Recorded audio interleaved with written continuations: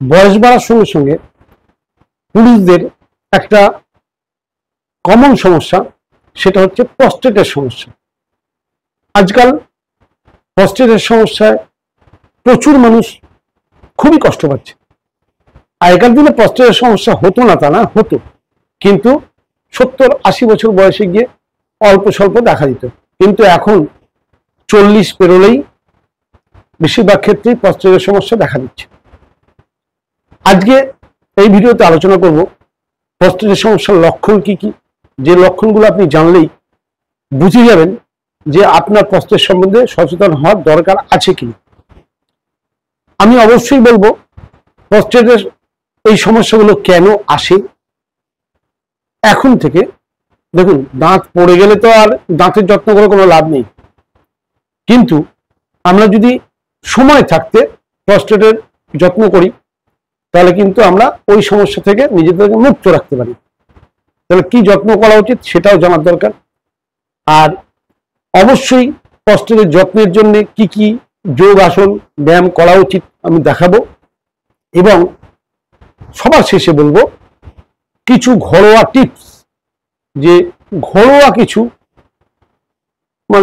সবজি, কিছু মশলা দ্বারা আপনি আপনার প্রস্টেটের স্বাস্থ্যকে সুস্থ রাখতে পারেন। অতএব সঙ্গে থাকুন।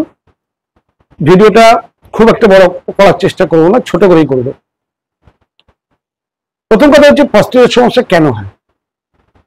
প্রস্টেটের সমস্যা হওয়ার একটা বড় কারণ, সেটা হচ্ছে অনিয়ন্ত্রিত আহার, লেস ফিজিক্যাল অ্যাক্টিভিটিস অর্থাৎ শরীরচর্চা বা ব্যায়াম না করা, আর 3 নম্বর হচ্ছে হরমোনাল ইমব্যালেন্স। ছবিটা দেখে নিশ্চয়ই বুঝতে পারছেন যে নর্মাল প্রস্টেট কি হওয়া উচিত আর অসুস্থ প্রস্টেট কেমন হয়ে যায়।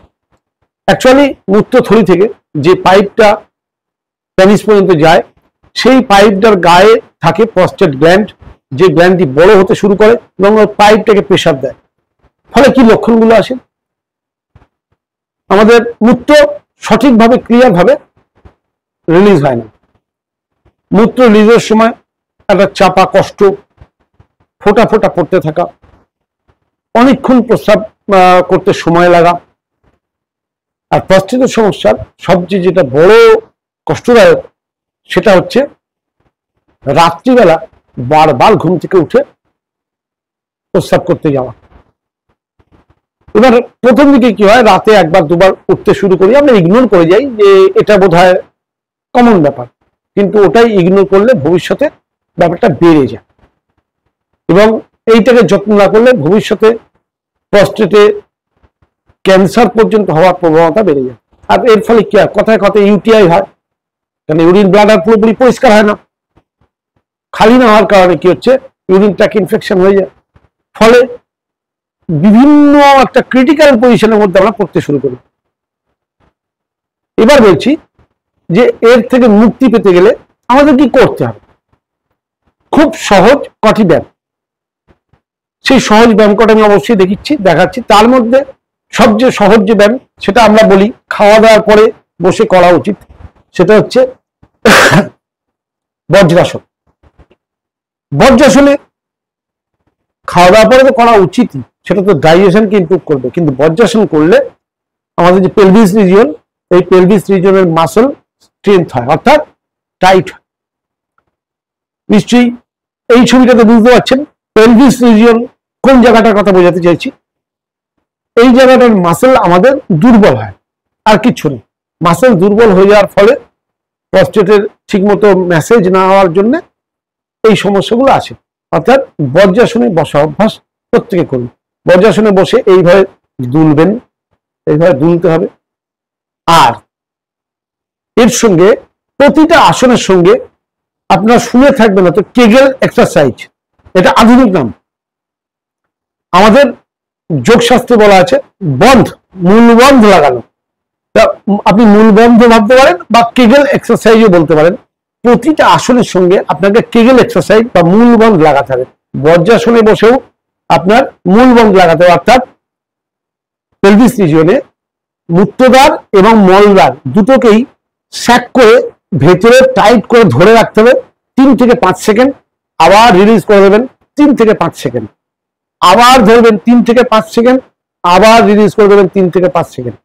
ভালো করে বুঝে নিন, মূলবন্ধ বা কেগেল এক্সারসাইজ এই দুটো একই জিনিস, শুধু পৌরাণিক আর আধুনিকের তফাৎ।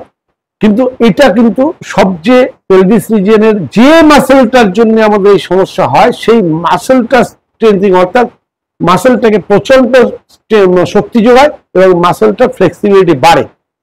একটা গেল বজ্রাসন, আমি বলেছি কিন্তু প্রতিটা আসনের সঙ্গে মূলবন্ধ লাগানো খুব জরুরি। 2 নম্বর হচ্ছে উত্তান পাদাসন। ভালো করে একটু দেখে নিন, উত্তান পাদাসন। জাস্ট এভাবে পাটাকে এইভাবে তুলে রাখা, 30 ডিগ্রি অ্যাঙ্গেল, 30 ডিগ্রি অ্যাঙ্গেলে পাটাকে তুলে রাখা, 30 সেকেন্ড হোল্ড করা।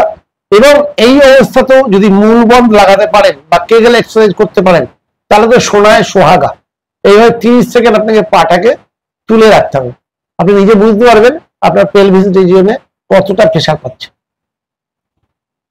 30 সেকেন্ড পর নামিয়ে দিন, নামিয়ে দিয়ে কিছুক্ষণ রেস্ট নিন, আবার 30 সেকেন্ড ধরে রাখুন।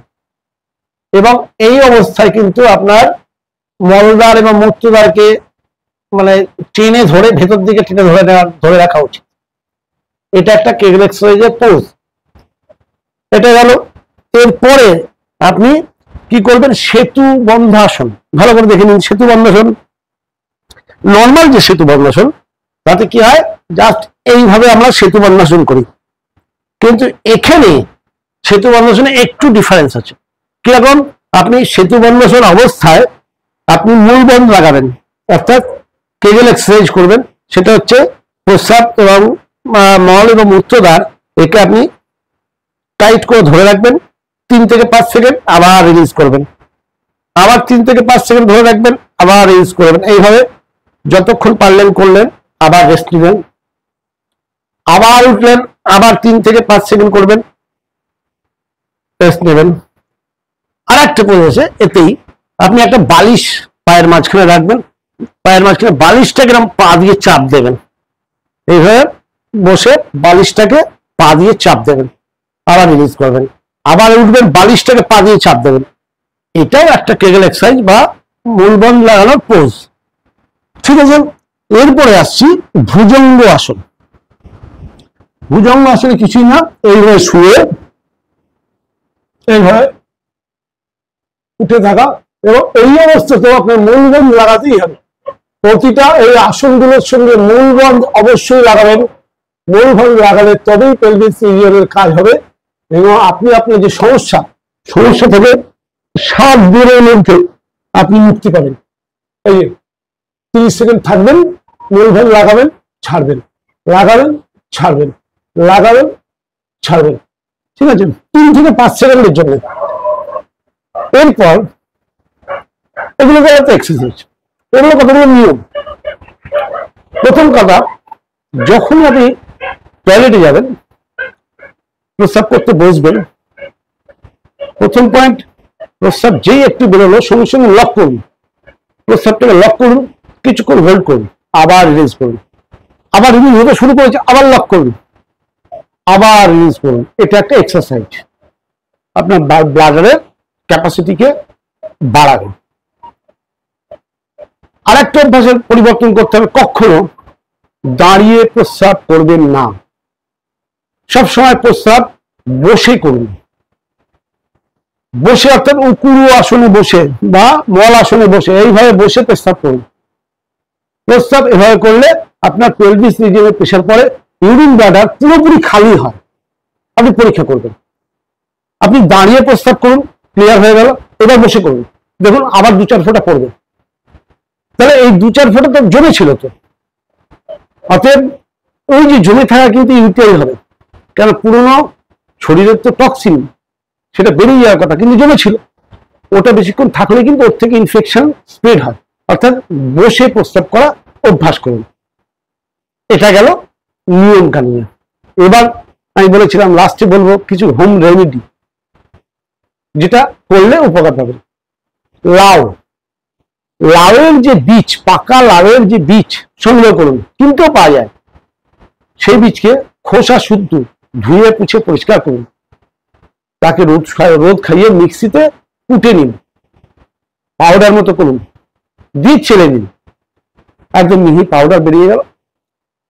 প্রতিদিন সকালবেলা খালি পেটে 5 গ্রাম মতো, মানে 1 চামচ ওই পাউডার, সঙ্গে আপনার প্রয়োজন অনুযায়ী মধু মিশিয়ে চেটে চেটে খান, প্রতিদিন একবার।